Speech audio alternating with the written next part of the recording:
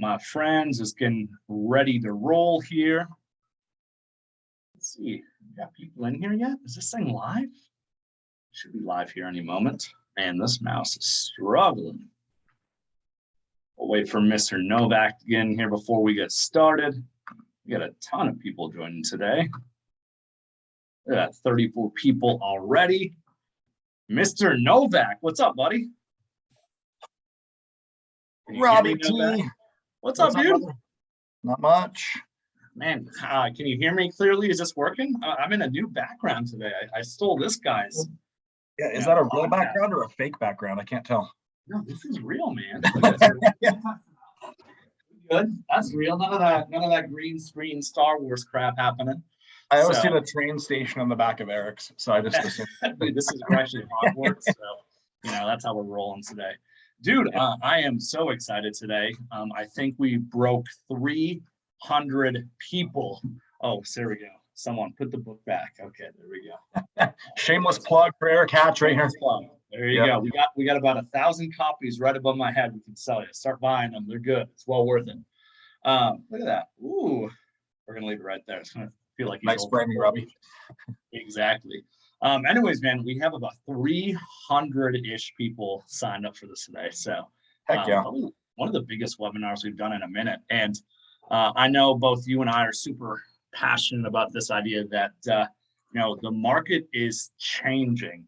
And Mike, maybe we'll start here. I'll introduce myself. We'll end the banter, and then I'll have you kind of tell people about you, because I know people usually know the man, the myth, the legend, Mike Novak, but want to make sure everybody knows.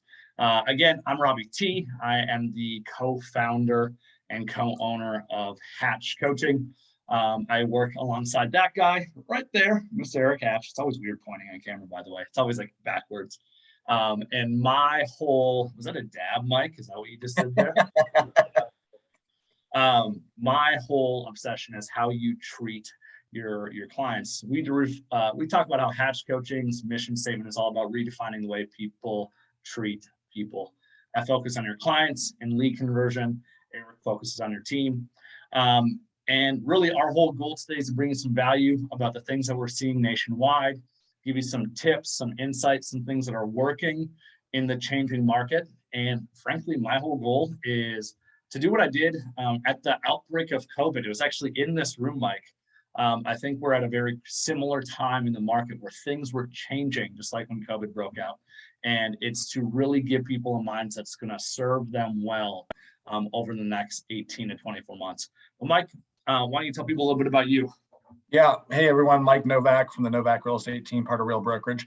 My wife and I, my wife is Rachel. We own a team just north of Seattle in an area called Everett, Snohomish County. So we help about 250 families each year make a move, get to do a lot of life with Eric and with Robby. We're in a mastermind together. We coach together, do a lot of webinars together like this, and got to see last week in Kentucky. That was fun at the Sierra Summit, and just do a lot of life together. So today we're going to talk about how things are shifting. It's funny, Robby, because just to kind of jump into it, I talk to a lot of agents in my market and also agents that I mentor, and a lot of people are saying they don't see a shift happening yet. And I ask them, well, what are you looking at? And they're all telling me without fail the MLS stats.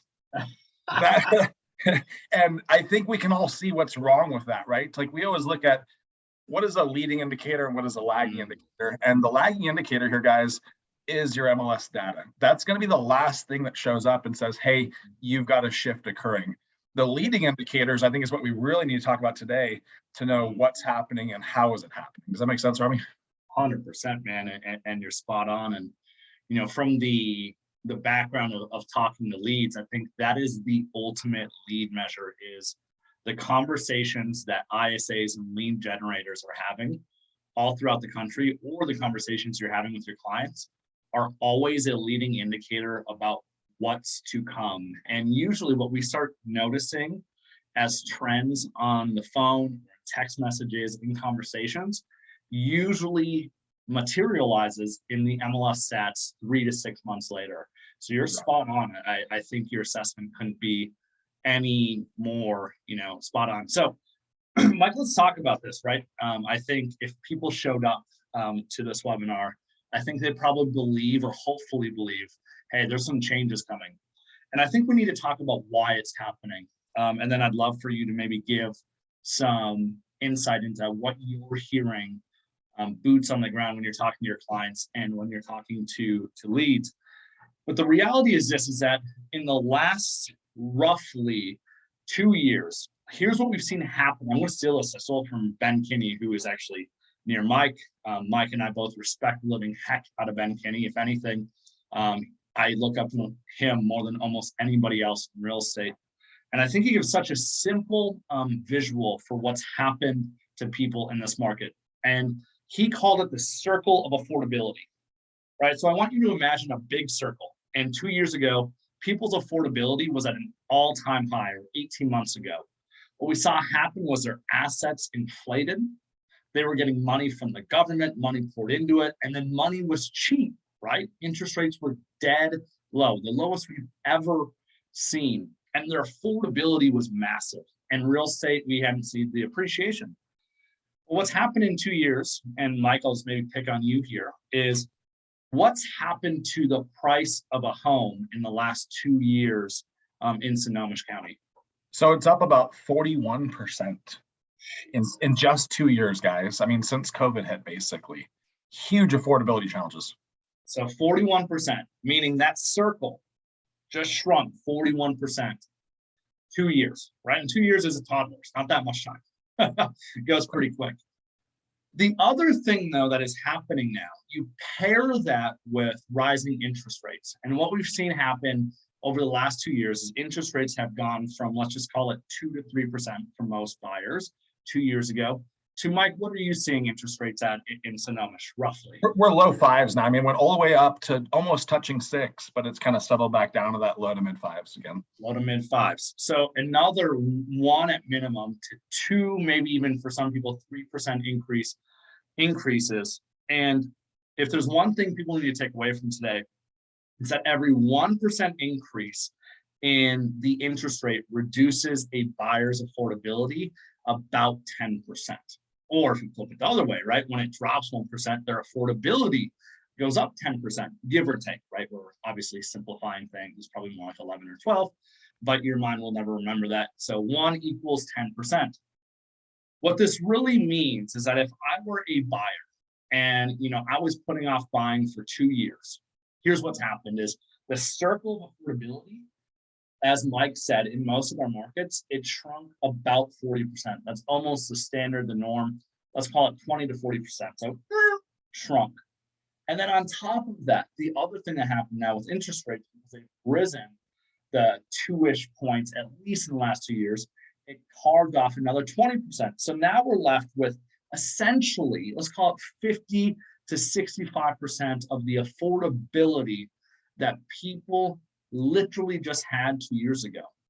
And we're starting to see that come up in the conversations. And then on top of that, Mike, if you've been thinking about buying a home, I always talk about how the last year and a half in real estate, it's basically been like a Walmart checkout line to go and buy a house, right? And there's 4 different types of buyers. The first buyer we have is the all cash offer buyer who can buy whatever they want, pay whatever they want. They have all control, right? So they're the first people in line that are winning. The second people in line are the people with 20% down, give or take, with a 700 plus credit score. Those people are second in line, and they only get to purchase when number 1 isn't present, right? Or they're willing to pay an asinine amount. The third person in line is your typical buyer who has a 650 credit score with less than 20% down, give or take. And then fourth in line is your VA or FHA buyers who are putting a little bit of money down. And Mike, I don't know about you, but when was the last time we heard about 3 or 4 buying a home? It's been about 2 years. Rare. I mean, it's been that same 2-year period of time where those people in our market have had 0 chance of success. Like if you're a VA buyer, FHA, if you don't have closing cost money, it's a real uphill battle to get your offer accepted the last 2 years. I mean, we've had just the craziest terms that they've been kind of normalized in our market. I don't know if every market's like this, but in ours, I mean, I'm talking waiving appraisal, non-refundable 3% earnest money just given to the seller right away, choosing your own escalation, like, hey, just write in whatever you want for the escalation cap and we'll sign off on it. Just crazy things like that. You know? Or as I don't know if everybody heard the story, giving away Patriot season tickets to buy homes in New England. Just like the craziest stories, which at first seemed pretty crazy, but as you said, they became normalized. Now, what we need to recognize is that has shrunk the affordability for a lot of people. And I think there's going to be a couple things that come from it, Mike. I feel terrible that VA veterans, right, that want to use a VA loan, they've had zero chance, man, buy a home for 2 years. And now the price of their house has gone up 50 to 60% to get the same thing. That's miserable. I think there's going to be a massive conversation coming in the United States about home affordability, because the amount of money that's being spent on housing has drastically increased over the last 2 years. And the reality is this, is I am not at all, and I don't think you would say this, Mike, either. We're not sitting here saying the market's going to crash. If anything, I think the market's going to stay competitive in some way, shape, or form. I don't think it'll crash because we are in the midst of one of the biggest housing crises that we've seen in the United States, because we underbuilt homes for the better part of 12 years. And demand is through the roof because millennials delayed buying homes for a long period of time. So we're at this inflection point. With that being said, I do think there's deals in the last 18 months have been too easy for people to get. The buyer demand has been so high that skills haven't mattered at all. And I think we're going to start seeing some more shift because more and more people are saying, I'm holding off. We're in a market bubble. I can't afford it.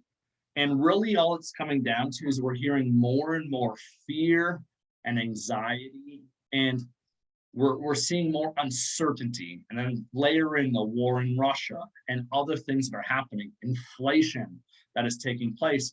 This uncertainty is making people a little bit more nervous than normal. So, Mike, maybe you want to dive into that and share, because I know you're in the front lines, some of the things you're hearing. I mean, affordability is a huge problem. I want to back up just a little bit because I want to make sure we've defined and framed what we're calling a shift. Because you said, Robbie, we're not seeing the market dropping or, imploding or anything like that. And I want to emphasize that point because I 100% agree with that. A shift to me is where the dynamic is just changing from what it was. It does not mean that the home price is just going to fall off a cliff. I do not think that's going to happen. And I don't think that's going to happen because the inventory levels are still at record lows across the entire country. Most economists agree a 5 to 6 month inventory supply of houses represents a neutral or a balanced market. It's not in favor of the buyer or the seller. It's just in the middle, right? Where you can negotiate on either side. For the last 2 years and 3 years, really, it's been just a one-sided bloodbath where you have to do everything you can. It's not even a two-sided negotiation to get a home under contract. Some of the new agents and partners on our team, they don't even know what a negotiation looks like. They're like, wait, we can do an inspection? We can get $10,000 off this house, maybe? What's going on here? I'm like, yeah, welcome to a two-sided negotiation. I'm like, that's how the market should work. So I think it's really important that we frame the shift because it is not the housing market falling off a cliff. This is sure as hell not 2008. Like I said, we have half a month of inventory supply in our market of homes right now. It's going to take years to get back to a neutral feeling market, even with all the dynamics we have going on at the current moment. So I just want to make sure that we talk about that because I don't want people to think that we're saying the sky's falling. I don't think that's what you're saying, Robbie. That's sure not what I'm saying.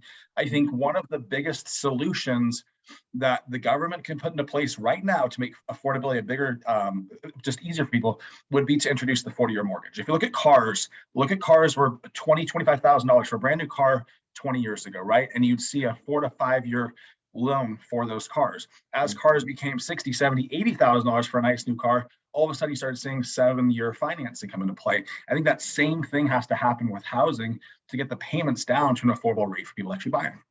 100%. And it's funny that you said that because I think that's exactly where it's going to go. And I think, fortunately, that's the one place where politically, I think most people will align. I think people on the left politically in the nation, and just so everybody knows, the 40-year mortgage has to be authorized, written, and approved by Congress. The last time this was adjusted, by the way, the 30-year mortgage was created in, I think it was 1950. So we haven't revisited this in about 70 years. Let's just call it 70 years ago, give or take. And let's just think about how much life expectancy has gone up. People are staying in their homes. There's more competition for your home. There's more ways to monetize your home than ever. There's so many dynamics that have changed in the last 70 years. But I agree 100%. And I think the left will support it because they love the idea of housing for everybody and giving people the opportunity for home ownership. And the right tends to like the idea of stimulating business. And of course, people buying homes means them spending money. So there's some common ground to get this done, you think? I think so. I think hopefully, I hope so. As a former political nerd, I'm hopeful that it's one of those things. I'm sure it will get politicized. But there is groundwork for this, just so people know that it was FHA, I forget who had done it, but there is now a 40-year refinance option where when people have fallen behind on their FHA loan, they can opt into the 40-year program. And again, really what that does for people, first off, anyone's like, wow, 40-year loans, that's crazy.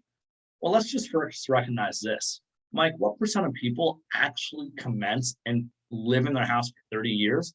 It's almost nobody. I asked Kurt Lillibridge, who owns Premier Mortgage, the other day, this exact question. He said, Mike, the average mortgage is 7 years. That's how long people have it before they refinance or they sell the house. So it doesn't really matter how long the amortization is, you know? Well, and people are like, and the funny thing is that nobody is paying 3, 5, or 7% interest. They're paying 40, 50, 60% interest, which is far better than 100% interest when you're renting, right? Because that's what you're paying in the beginning. That's just what's normal. And the point is, people are completely okay with that. But what a 40-year mortgage will allow people to do is spread those payments across more time, which will create lower payments, more affordability for people. I think it's 100% going to happen. I think it will, and I hope. The dynamic that I don't have a great solution to is what is going to keep sellers that have, like, if you're a homeowner right now and you have a 2.5% mortgage, what is going to incentivize this person to sell their home and buy another home? That's the big question right now going on in my head. Like, it's going to take something like a life-changing event, like having a baby or downsizing or moving states or something major, like a huge life event, to get that person unstuck from that crazy low mortgage rate, you know? Yeah, especially when you go and compare. Let's say I bought my house. Really good example. It was a $500,000 house, $550 at $275. Just 100%. And that's a mansion in Fargo, for the record. It's a decent house. But let's say I wanted to go and buy a house today at roughly, let's just call it 5.5%. My affordability would be, essentially I'd be paying 20% more for nothing towards the bank.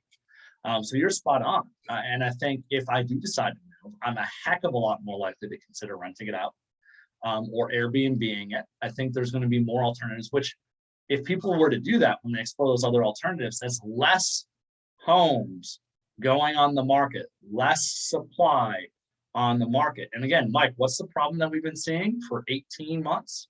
There's no houses. Supply, less houses.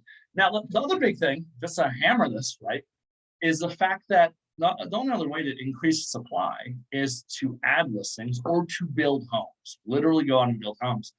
And I don't know about you, Mike, but all I hear nationwide from all of our clients and all of our people is building a home right now is a freaking nightmare. It's riddled with red tape. I mean, in our area, it takes 4 to 6 months to get a building permit issued. It takes 1 to 3 years to get a development, like a short plat or a long plat, approved. Like it's a crazy amount of time and red tape you have to go through to build anymore, and which is why it's gotten so expensive. And of course, the cost to build has a direct impact on resales as well. Well, then you have that. There's been labor shortages now for 18 months. And then you have supply chain issues, and there's such a backlog of work that's to be done. But it's building homes right now, and home builder sentiment is dropping. That's what's unique about this, because of rising prices. And if they're raising their prices, of course, that's going to impact the existing inventory. Well, builders have been in this really unique position where they've benefited from massive appreciation across the nation, like 20%-ish appreciation nationwide. But they've also had a dramatic increase in cost of materials. If the market had not appreciated as it had, a lot of builders probably would have gone out of business in the last couple of years because they would have been selling much, much lower and paying way higher for what they were building. 100%. So I think hopefully everybody's on the same page. I think we're going to see more and more problems persist. An analogy I've been using is the last 2 years, everybody's been acting like real estate is hard. And it hasn't been. It's been a lot of work, but there has been so much desire to move and so much buyer demand that getting opportunities isn't that difficult. And the analogy I've been using is everyone's been playing basketball on an 8-foot rim and thinking they're ballers. And they're dunking on 8 feet thinking they're good. And frankly, skills haven't mattered. Well, they've mattered some. They really have. But in a shifting market, that's where skills matter so much more. So we're seeing more and more resistance on the phones. It's starting to come through, which we didn't really hear for the last 2 years. It was, yeah, I want to buy a house. Right? Me, help me. You're getting a lot of that. But we're seeing more and more resistance, more objections, more concerns, more fear about this being 2007, 2008, because that's what Fox News or CNN said, which we might dive into that in a moment of why this is not 2007, not 2008, not even close. But what we need to really recognize is this. If we're going to put a label on this, Mike, it's simply this, is that we're seeing more and more fear from buyers and from leads in this market. Would you agree with that, Mike, from what you're seeing? 100%. I just did a one-on-one with our ISA, Jason, who you coach as well. And I just asked him today, how are the conversations going with clients on the phone right now? He said, people are really uncertain. They're scared of what's going on right now. And I think if you look at all these dynamics, it makes a lot of sense to be scared. Look at the cost of food, look at the cost of gas, and people that are paycheck to paycheck are feeling very squeezed right now. You then add on the appreciation dynamic you just talked about, and then the interest rate increases, and that's a challenging dynamic that you've got going on there. 100%. And we need to recognize something, and I think my goal today, Mike, is I want to share some lead conversion insights for people, and I'd love for you to share how you're coaching your clients to succeed in this changing market. What I know about lead conversion conversations in a shift like this is I generally see 3 different strategies that all fail miserably that I'd love for people to write down. The first, and I'm just going to pick on Jason, right? The first, right, would be if Jason's talking to a lead and they bring up that uncertainty and they bring up that fear, and Jason just says, I totally understand, and he stops right there. In other words, you just give up. Strategy number 1 is you give up and agree. The market is crazy. I understand why you're not going to do anything. That's a crappy strategy for the record. That's a very, very crappy strategy. Look at us keeping it PG. I don't think either of us swore yet. This is weird. Hey, the webinar is young, so we got time. we do 37 minutes. But that strategy is terrible. It's just settling and giving up. The second strategy, which actually is people kind of taking my words, and I'm a huge advocate of this, is asking people, tell me more. So let's say Mike was the lead and Jason, his ISA, had called him. What Jason would do when Mike brings up the fact that he's nervous about the market being in a bubble, Jason would ask something like, tell me more. And that's another unsuccessful strategy, because when you ask that question, what happens is Mike thinks of all the reason he thinks he is right, and he actually just reinforces that fear. It reinforces it, and it makes it seem bigger than what it is. So that's the second strategy I see people doing. Again, number 1 is you agree with it and you just move on and you give up. Number 2 is you ask, tell me more. And don't get me wrong, tell me more is so fabulous, just not right here. Number 3, this is probably the biggest thing that 90% of people are doing, Mike, right now, which is they are debating people. Yeah, we're going to argue interest rates and why now is a good time to buy, and that the rates aren't that shitty, right? Well, and the market's not in a bubble, and here's why. Right. And you might be right, Mike, right? I could be right. but you can't fight emotion with logic. You cannot do it, right? I've always made the joke. That's what I've been doing is I'm a married man. I've tried fighting emotion with logic, and it usually ends with me sleeping on the couch. It doesn't work well.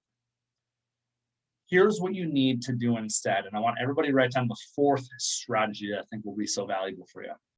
And it's something that I call the pivot, which is when Mike brings up some form of objection or resistance or some fear-based answer, whether it's, no, I was just looking for fun. It really doesn't matter if it's that, or the market's going to crash, so I'm not doing anything, or interest rates are too high. It doesn't matter. What I'm going to do is I'm going to acknowledge, like, got that, Mike, I hear you. I'm going to acknowledge it, not agree with it, but I'm going to acknowledge it. But then I'm going to turn into another question. Got it, Mike, I totally hear you there. Help me understand what had you interested in real estate to begin with. In other words, I am going to pivot around the fear that you just brought up. And here's why this works. We need to recognize that that fear in their mind is the first thing that they went to, because if I'm calling a lead or talking to somebody for the first time or whatever it may be, the reality is I'm probably not trusted yet in their eyes. And they're looking for the very first thing because they're not desperate. And let's just be real. Buyers the last 18 months, Mike, have they been a little bit desperate? Right? Beyond desperate. Yeah. Very desperate. And what happens when they get desperate is they're like, help me, help me, help me, which leads to you all being fed like guppies. And again, that's all going to change. You're going to have to dig through stuff again. Thank God.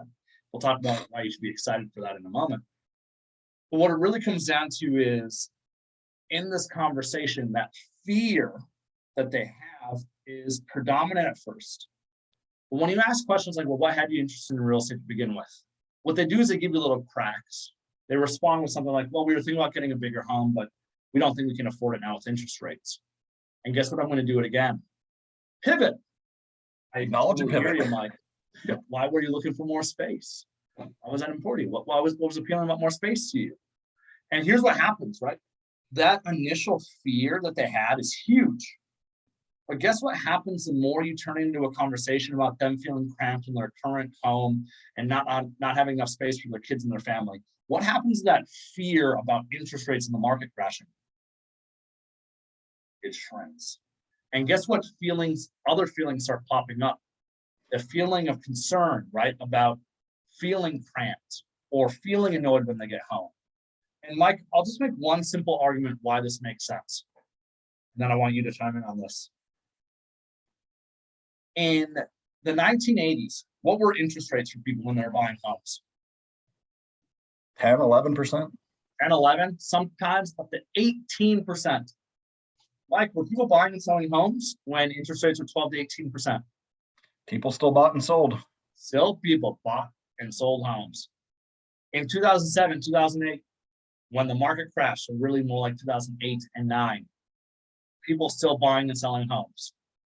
They still were. Slowly, but they were. Slowly, right?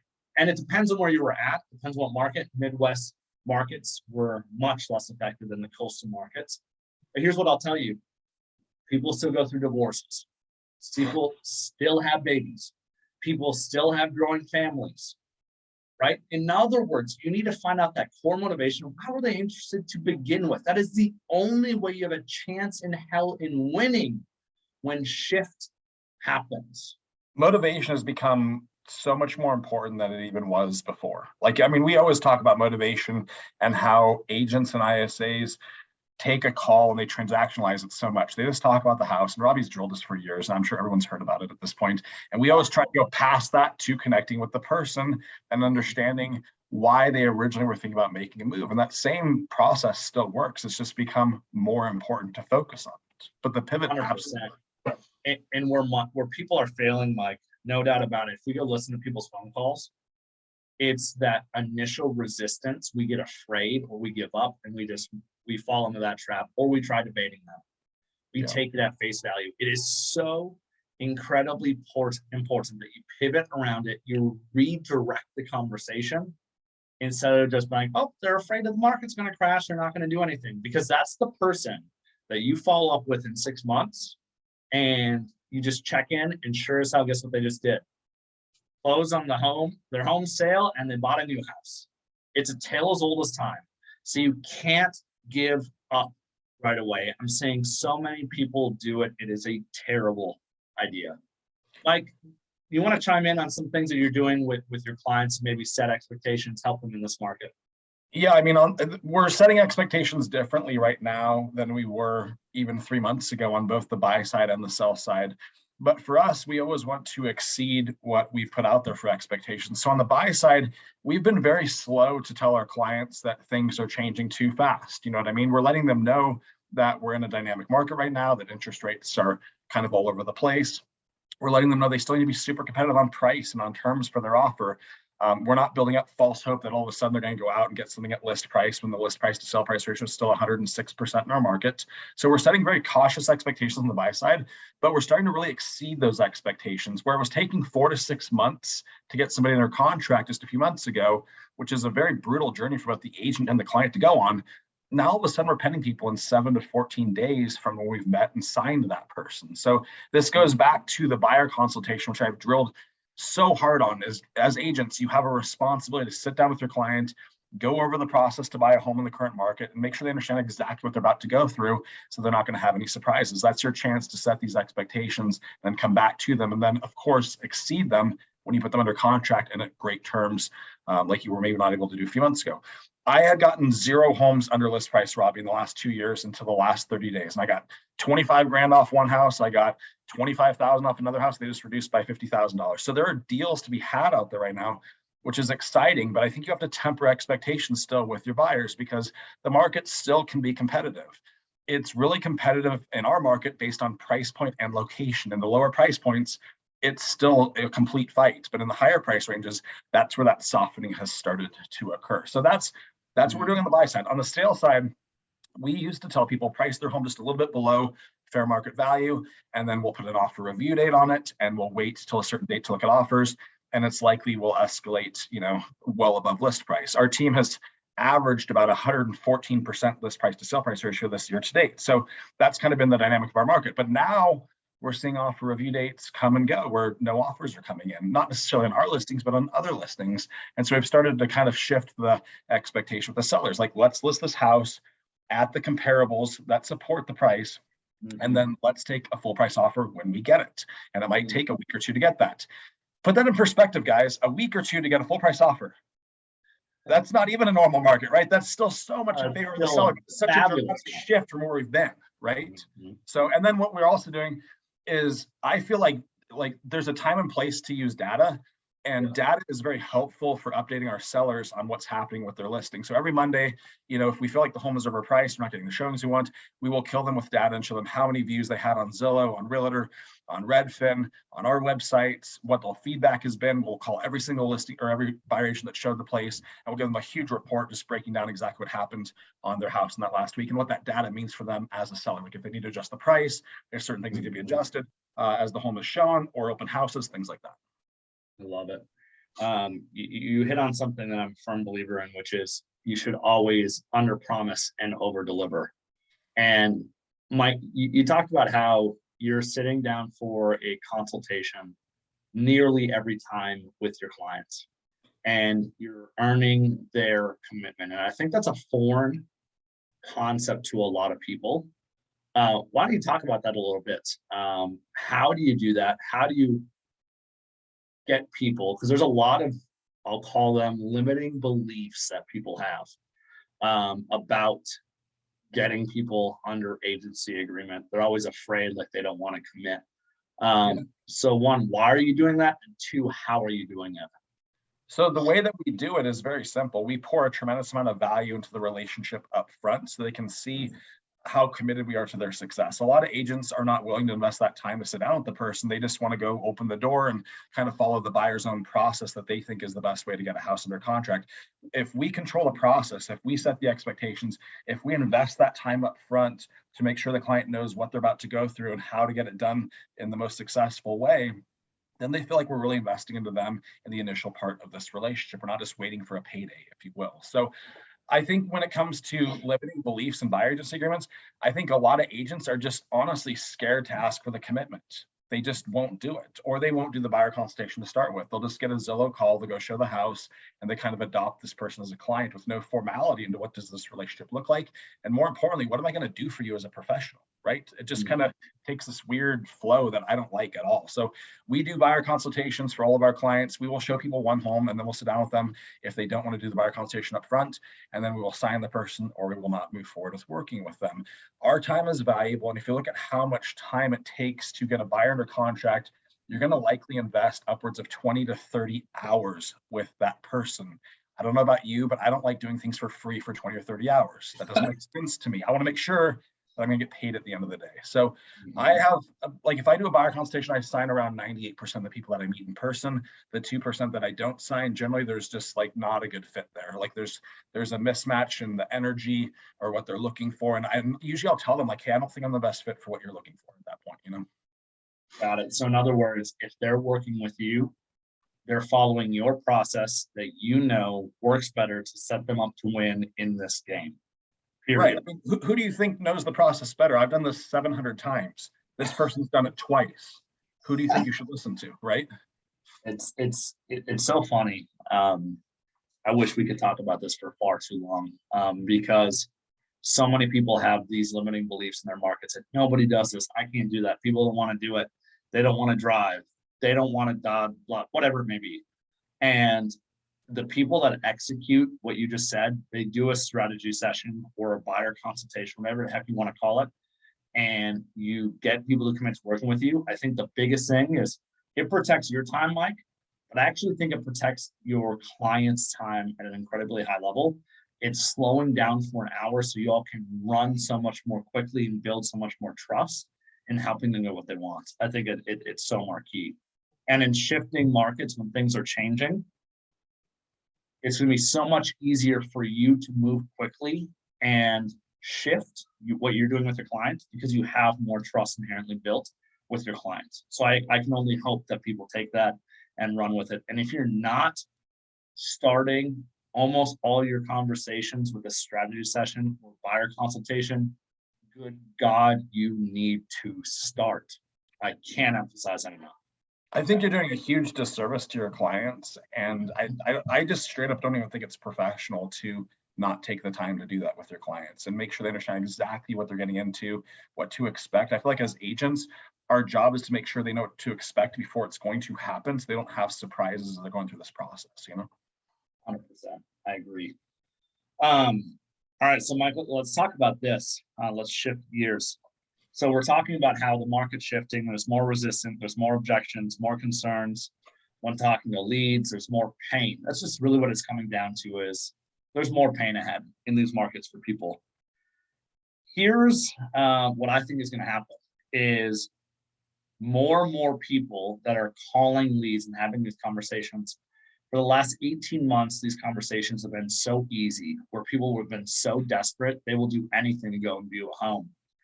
And getting an app that with somebody hasn't been hard because demand has been so exponentially high, and there just haven't been that many objections, frankly, compared to normal. Well, now that it is changing, here's what I think is going to happen is people's skills when talking to people will be a premium again, thankfully.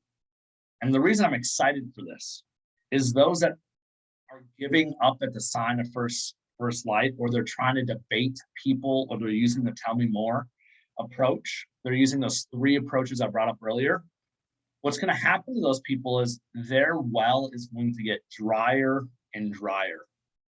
And they're going to get more and more hungry. And Mike, if there's anything I know about when people become less effective, they become more desperate. And when people become desperate, what happens to that effectiveness?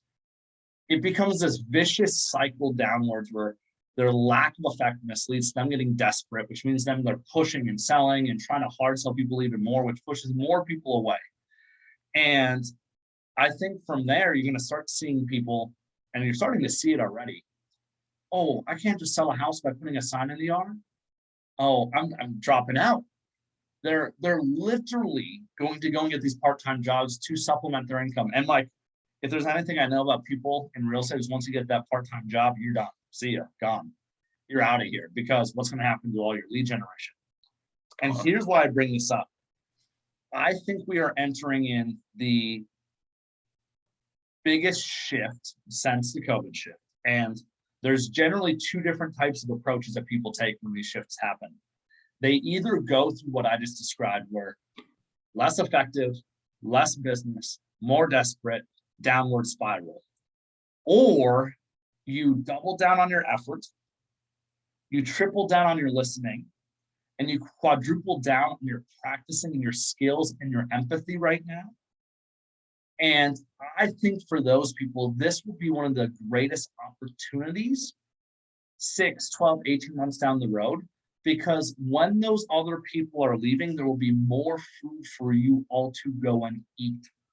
In other words, I think we're entering this phase where you can get your unfair share if you're investing in yourself. And maybe we'll talk about that a little bit, Mike, of what are the things that you and your team are doing to make sure that you're sharp during all of this. But I think we're entering in a separation season. And in separation season, and I stole that 100% from Ed Milet, if you know who that is. He's a big human being. He's like the only human I know that's bigger than Mike Novak. He's jacked. He is a huge, huge human being. Anyways, this is such a huge opportunity for people. When competition goes up, when things get more difficult, you will either step up or step out. Mike, what are your thoughts? Yeah, I mean, there's something you mentioned in there about how people kind of get desperate, and then it's kind of a downward spiral from there. And I kind of liken that to the commission breath, thing that like clients can feel from you. And I think it's the same way on the phone. Like there's the right way to challenge people's thinking on interest rates and on why now makes a good time to buy. But I think you have to lower the sales walls so that they trust you before you make that case. Does that make sense? 100%. You can say the right things at the wrong time when you don't have the trust, and it doesn't matter. You can educate people all you want about how this is in 2007, 2008 up front, but if they don't trust you, it goes in one ear and out the other. Yeah. You're spot on. You have to earn, and when we're saying you build the relationship, you have the conversation, what you're doing is building trust. Then you can educate people. And when you educate them after you've earned some trust, and you start it with, let's say we've been talking for 10 minutes, Mike, or 5 minutes. If I then ask a question like, Mike, can I be honest with you, man? When I do that and then I educate you on something, it's going to click. But if I just do that right outside the door, right outside the gate, there's no way you're going to pay attention to anything I say because I'm random sleazy salesperson who just called you.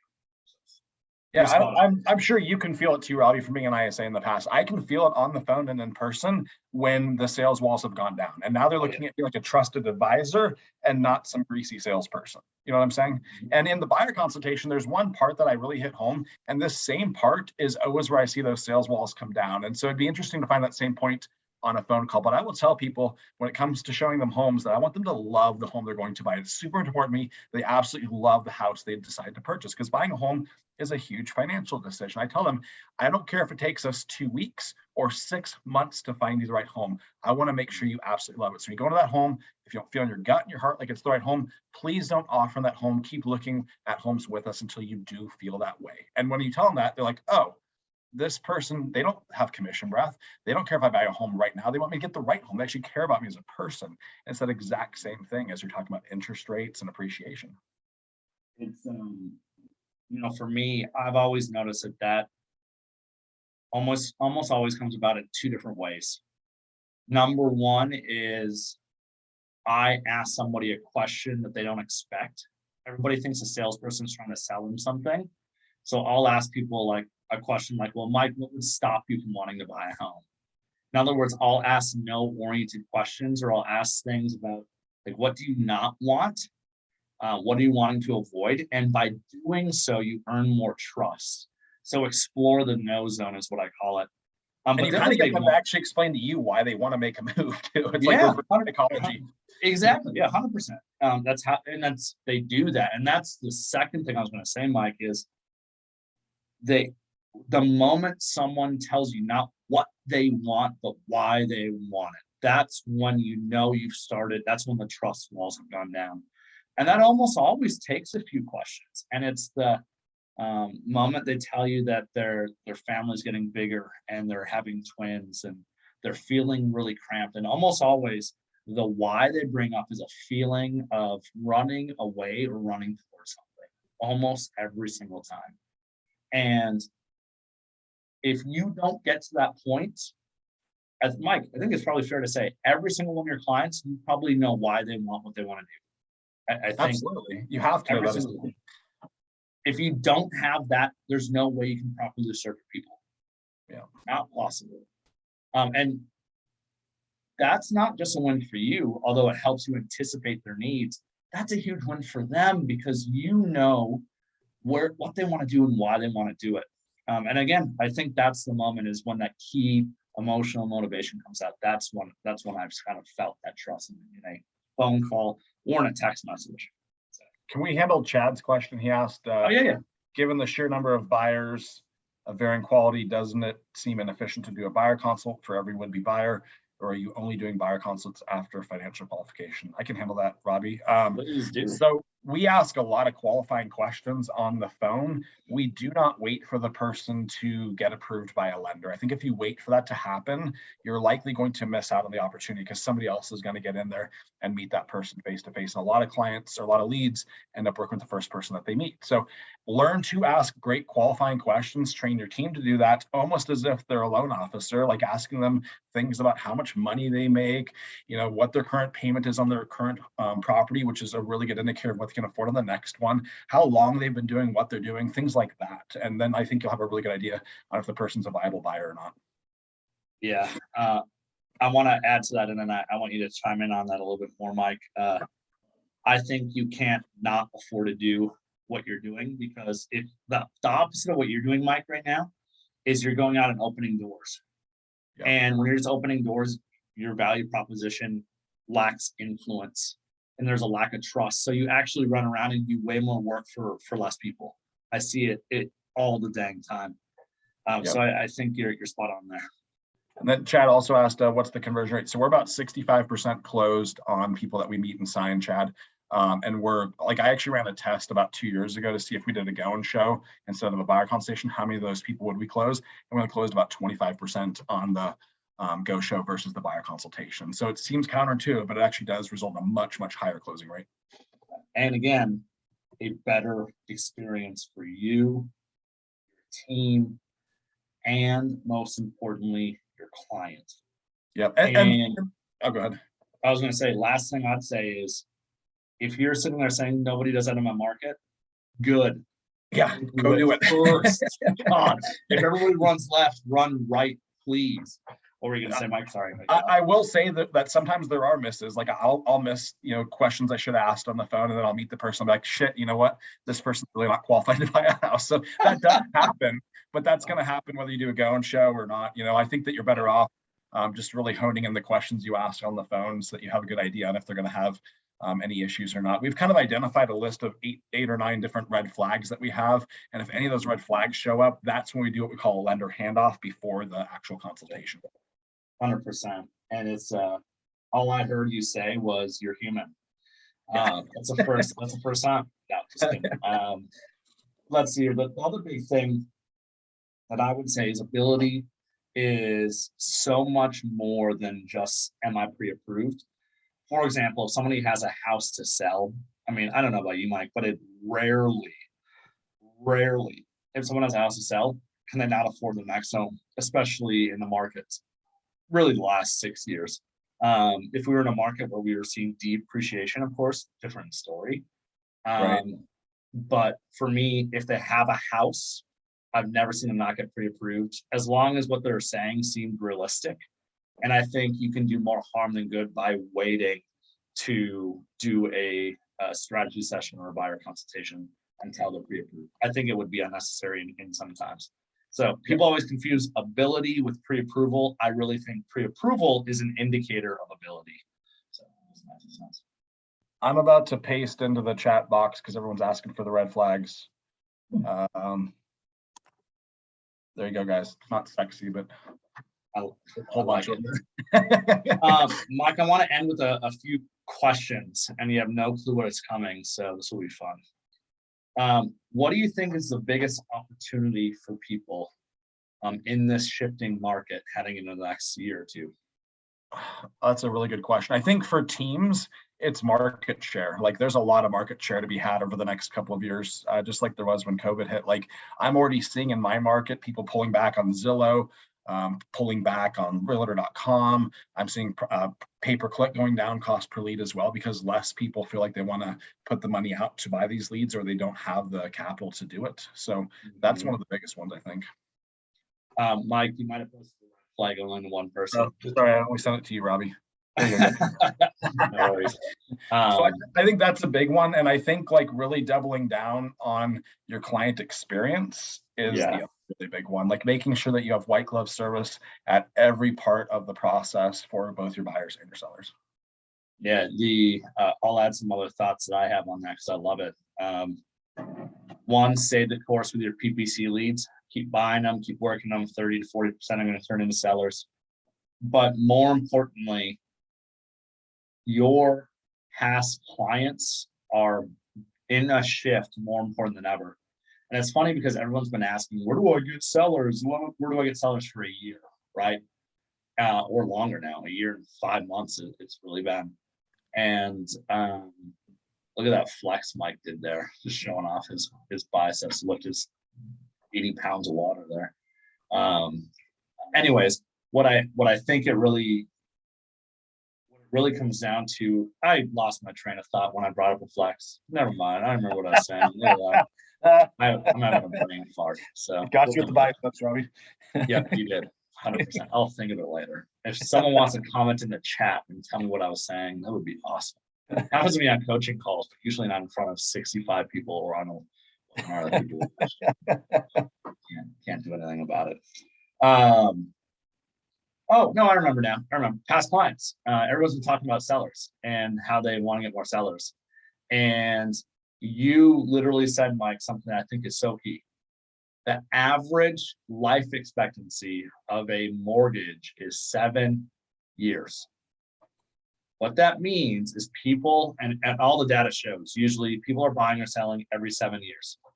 So what is 1 divided by 7? What's going to be around 14%? There's going to be a Rain Man or somebody with a calculator in the chat. That's the percent of your people, of your past clients that are going to be buying and selling a home most likely this year, statistically going to be doing it. And you need to be staying in front of them. If you're not doing client events, you've got to be doing, I would say, at least 2 of those a year that are universal, meaning people of all ages and backgrounds want to partake in it. And it's got to be quick so people can do that. So it stays universal. But you got to love on your people.